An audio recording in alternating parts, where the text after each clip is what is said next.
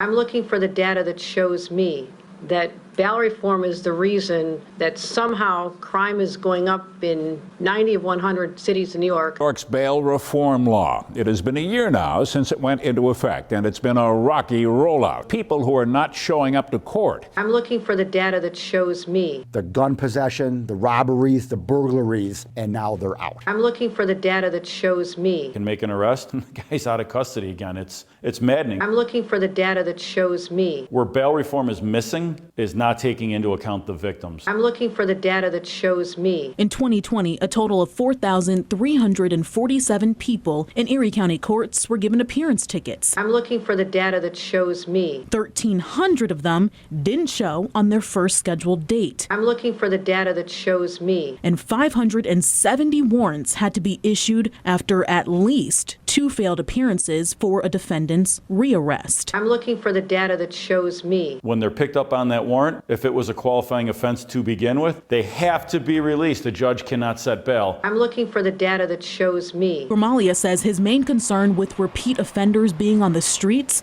are cases involving possession of guns. I'm looking for the data that shows me. Gramalia says the fear is a more serious crime being committed while a suspect is free, but there just isn't enough data to back that up. I'm looking for the data that shows me. The reality of the situation, okay, is that we, meaning me and the police, don't really know if it's a concern because the majority of the homicides and the non-fatal shootings are unsolved. I don't know who did it.